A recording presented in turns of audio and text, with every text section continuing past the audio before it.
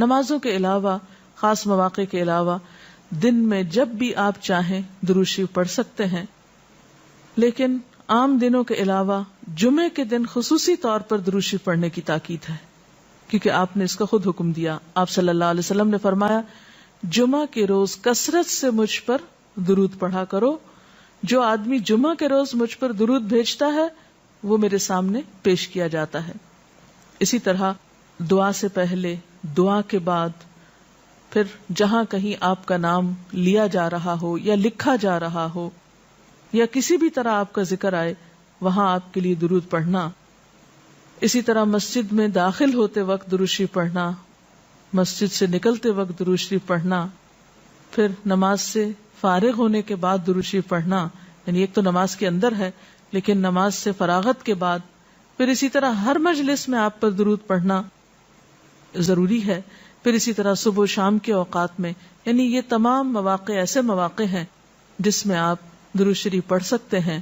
اور موقع کوئی ہو یا نہ ہو، دن یا رات کی گھڑیوں میں سے جس گھڑی میں آپ چاہیں، جب چاہیں، چلتے پھرتے کام کاج کرتے، آپ اللہ کے رسول صلی اللہ علیہ وسلم کو یاد کر سکتے ہیں، آپ کے لیے درود اور سلام پڑھ سکتے ہیں. نبی صلی اللہ علیہ وسلم پر درود شریف پڑھنے کے کئی صیغے ہمارے ہاں مشہور ہیں. اس میں کچھ تو وہ ہیں جو آپ صلی اللہ علیہ وسلم سے ثابت ہیں، اور کچھ ایسے ہیں کہ جو لوگوں نے بعد میں خود بنا لیے ہیں. تو وہ ایسے تمام ورژن یا ایسی تمام عبارتیں جو لوگوں نے خود اس معنی کی بنائی ہیں، خواہ وہ عربی میں ہیں یا اردو میں ہیں، تو ان کو پڑھنے کی حد تک تو پڑھا جا سکتا ہے. یعنی اگر نثر میں کوئی ایسی عبارت موجود ہے جس میں آپ صلی اللہ علیہ وسلم کے لیے دعا کی گئی ہے یا آپ کی مدح کی گئی ہے یا آپ پر سلام بھیجا گیا ہے، خواہ وہ نثر میں ہو یا شعر میں، تو اس میں حرج تو کوئی نہیں. لیکن وہ چیز جو خود آپ صلی اللہ علیہ وسلم نے ہمیں سکھائی اور جو آپ کی طرف سے ہمیں ملی، اس کا مقام باقی ہر انسان کے کلام پر کہیں بلند ہے، کہیں زیادہ فائدہ مند ہے. تو وہ درود شریف جو مسنون ہے، وہ صیغہ جو آپ سے ثابت ہے، اس کا پڑھنا افضل ہے، وہی اصل درود ہے. اور باقی تو انسانوں کے خیالات یا جذبات کا اظہار ہے، خواہ وہ شعر میں ہو، خواہ وہ نثر میں ہو، خواہ وہ اردو میں ہو، خواہ پنجابی میں ہو یا کسی اور زبان میں ہو، وہ تو پھر انسانوں کے کلام ہے نا. تو جس طرح اللہ سبحانہ و تعالیٰ کے کلام کو باقی تمام انسانوں کے کلام پر فضیلت ہے، اسی طرح نبی صلی اللہ علیہ وسلم کے کلام کو بھی باقی انسانوں کے کلام پر فضیلت ہے. ایک عام شاعر کتنی بھی خوبصورت بات کرے لیکن اللہ کے رسول صلی اللہ علیہ وسلم سے آگے تو اس کی بات نہیں ہو سکتی. ایک عام انسان کتنے بھی خوبصورت انداز میں آپ صلی اللہ علیہ وسلم کا ذکر خیر کرے لیکن وہ اس کے برابر تو نہیں ہو سکتا جو نبی صلی اللہ علیہ وسلم نے خود ہمیں دیا. تو بہترین صیغہ وہی ہے جو ہم نماز میں پڑھتے ہیں، جسے درود ابراہیمی کہا جاتا ہے، اور اس کا پڑھنا باعث اجر و ثواب ہے اور اس میں کوئی شک ہی نہیں.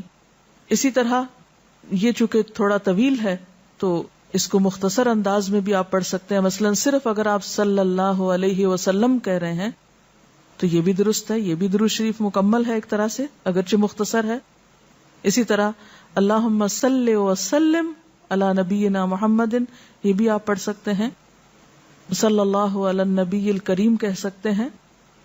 تو مختصر ہو یا درود ابراہیمی کچھ طویل شکل میں ہو، اصل چیز تو ذکر میں مشغول ہونا ہے. تعداد میٹر نہیں کرتی جتنا وہ احساس اور جذبہ اور عقیدت جو کہ درود شریف پڑھتے ہوئے آپ صلی اللہ علیہ وسلم کے لیے ہماری ہو سکتی ہے. تو ہمارے لیے دن میں بے شمار مواقع ایسے ہوتے ہیں کہ جس میں ہم درود شریف پڑھ سکتے ہیں. سب سے پہلا موقع تو خود نماز کا موقع ہے. اس وقت تک نماز مکمل نہیں ہوتی جب تک ہم اس میں درود شریف نہیں پڑھتے. پھر اسی طرح عام نمازوں کے علاوہ نماز جنازہ میں بھی درود شریف پڑھا جاتا ہے. پھر اذان کے بعد درود شریف پڑھا جاتا ہے. آپ صلی اللہ علیہ وسلم نے فرمایا جب مؤذن کی آواز سنو یعنی اذان سنو تو وہی کہو جو مؤذن کہتا ہے، یعنی اذان کا جواب دو، پھر مجھ پر درود پڑھو. یعنی اذان کا جواب دینے کے بعد جب اذان ختم ہو جائے تو کیا کرنا چاہیے؟ نبی صلی اللہ علیہ وسلم پر درود بھیجنا چاہیے. کیونکہ مجھ پر درود پڑھنے والے پر اللہ تعالیٰ 10 رحمتیں نازل فرماتا ہے، اس کے بعد میرے لیے اللہ سے وسیلہ مانگو، جو جنت میں ایک مقام ہے جو جنتیوں میں سے صرف کسی ایک ہی کو ملے گا، اور مجھے امید ہے کہ وہ جنتی میں ہی ہوں گا، یعنی آپ صلی اللہ علیہ وسلم ہی کے لیے وہ مقام ہے۔ اور آپ نے یہ بھی فرمایا کہ من سألی اللہ الوسیلہ، جس نے اللہ سے میرے لیے وسیلہ کی دعا کی، یعنی درود شریف کے علاوہ آت محمد الوسیلۃ دعا ہم پڑھتے ہیں، یہ دعا بھی پڑھی جانی چاہیے، تو جس نے یہ دعا پڑھی اس کے لیے میری شفاعت واجب ہو جائے گی، یعنی قیامت کے دن پھر میں اس کے لیے شفاعت کروں گا۔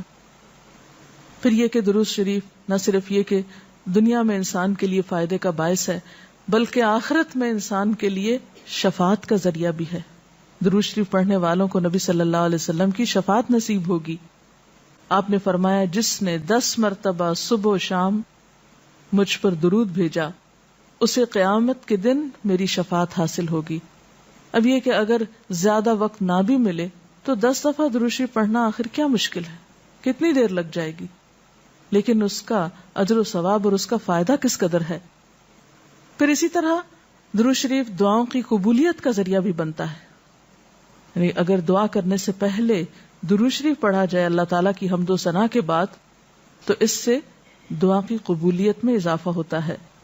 نبی صلی اللہ علیہ وسلم کے ساتھ حضرت عبداللہ بن مسعود اور حضرت ابوبکر اور حضرت عمر تشریف فرما تھے، تو حضرت عبداللہ بن مسعود کہتے ہیں کہ میں نماز پڑھ رہا تھا، میں بیٹھا تو پہلے اللہ تعالیٰ کی حمد و ثنا کی، پھر آپ پر درود بھیجا، پھر اپنے لیے دعا کی، تو آپ نے فرمایا اللہ سے مانگو ضرور دیے جاؤ گے، یعنی جس طریقے سے تم نے دعا کی ہے کہ پہلے اللہ تعالیٰ کی حمد و ثنا کی ہے پھر درود شریف پڑھا ہے، تو اب جو بھی تم دعا مانگو گے وہ دعا قبول ہوگی۔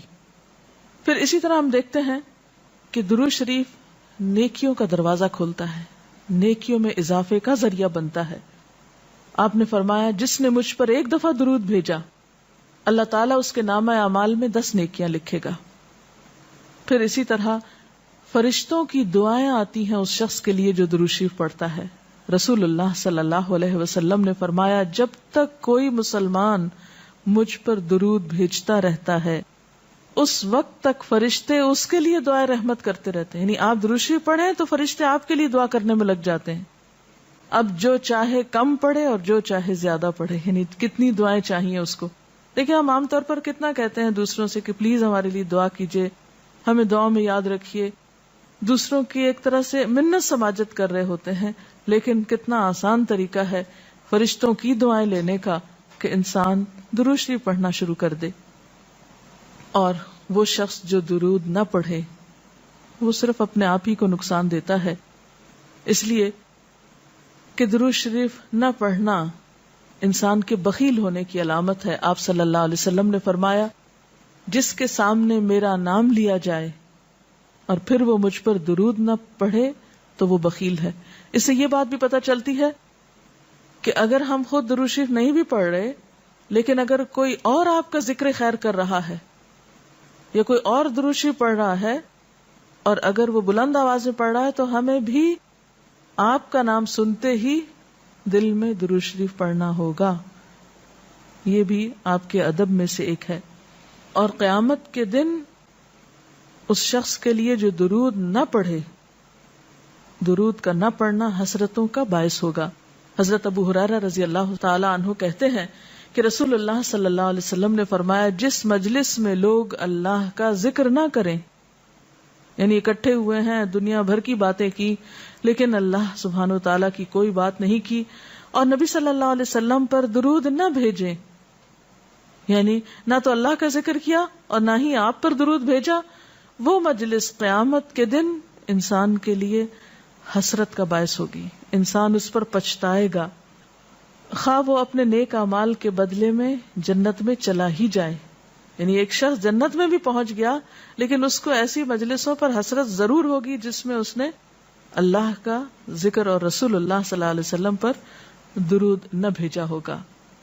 اور اگر دیکھا جائے تو انسان کے اعمال میں ایسی کوتاہی اور غفلت بسا اوقات جنت سے محرومی کا سبب بھی بن جاتی ہے۔ آپ صلی اللہ علیہ وسلم نے فرمایا جو مجھ پر درود پڑھنا بھول گیا اس نے جنت کا رستہ کھو دیا. یعنی جس نے اتنی غفلت برتی کہ کبھی آپ کا ذکر ہی نہیں کیا اور کبھی آپ کے لیے دعا ہی نہیں کی اور کبھی آپ کے لیے درود ہی نہیں پڑھا, تو اس نے اپنے لیے کیا کمایا؟ ان اللہ وملائکتہ یصلون علی النبی یا ایھا الذین آمنوا صلوا علیہ وسلموا تسلیما, کہ اللہ اور اس کے فرشتے نبی صلی اللہ علیہ وسلم پر درود بھیجتے ہیں. اے لوگو جو ایمان لائے ہو, تم بھی ان پر درود و سلام بھیجو. تو رسول اللہ صلی اللہ علیہ وسلم کے ذکر کا, آپ کی یاد کا بہترین طریقہ آپ پر درود بھیجنا ہے, آپ کے لیے دعائے رحمت کرنا ہے. وہ عظیم ہستی جس پر اللہ رب العزت کی رحمت برستی ہے, جس کا ذکر اللہ سبحانہ و تعالی فرشتوں میں کرتے ہیں, جن پر فرشتے دعائے رحمت بھیجتے ہیں, آخر ان کا ذکر اور ان پر درود و سلام میں اور آپ کیوں نہ بھیجیں گے؟ آپ صلی اللہ علیہ وسلم پر درود بھیجنا خود ہمارے اپنے لیے باعث سعادت ہے, باعث رحمت ہے. آپ صلی اللہ علیہ وسلم اس کے محتاج نہیں. مشرق ہو یا مغرب, شمال ہو یا جنوب, دنیا کے گوشے گوشے میں آپ کا ذکر خیر ہو رہا ہے, دن رات, آذانوں میں, نمازوں میں, جہاں جہاں آپ کا نام لیا جائے. لیکن اگر ہم درود شریف پڑھتے ہیں تو اس کا فائدہ خود ہم ہی کو پہنچتا ہے, ہمارے اپنے لیے باعث رحمت ہے. تمام غموں, دکھوں, تکلیفوں, مصیبتوں اور پریشانیوں سے نکلنے کا راستہ ہے, درجات کی بلندی کا ذریعہ ہے. رسول اللہ صلی اللہ علیہ وسلم نے فرمایا, جس نے مجھ پر ایک بار درود بھیجا اللہ تعالیٰ اس پر 10 مرتبہ رحمتیں نازل فرمائے گا. ایک بار درود پڑھنے کا اجر و ثواب, اس کے 10 گناہ معاف فرمائے گا. یعنی صرف 10 رحمتیں نہیں, 10 گناہوں کی بخشش بھی ہوگی اور 10 درجے بلند فرمائے گا, یعنی درجات کی بلندی بھی. اسی طرح درود شریف آپ صلی اللہ علیہ وسلم سے قربت کا ذریعہ بھی ہے. حدیث پاک میں آتا ہے, قال رسول اللہ صلی اللہ علیہ وسلم اول الناس بی یوم القیامت اکثرهم علی صلاۃ, قیامت کے روز مجھ سے سب سے زیادہ قریب لوگ وہ لوگ ہوں گے جو دنیا میں سب سے زیادہ مجھ پر درود بھیجنے والے تھے. یعنی قیامت کے دن آپ کا قرب بھی درود شریف کی وجہ سے نصیب ہوگا. پھر اسی طرح اگر انسان کوئی اور دعا نہ بھی کر سکے, غم, دکھ اور تکلیف کی حالت میں صرف درود شریف بھی پڑھتا رہے تو اسے ساری دعاؤں سے کفایت کر جائے گا. ایک حدیث میں آتا ہے, حضرت ابی بن کعب رضی اللہ تعالی عنہ کہتے ہیں کہ میں نے آپ صلی اللہ علیہ وسلم سے عرض کیا, اے اللہ کے رسول صلی اللہ علیہ وسلم, میں آپ پر کثرت سے درود بھیجتا ہوں, یعنی بہت زیادہ آپ پر درود بھیجتا ہوں.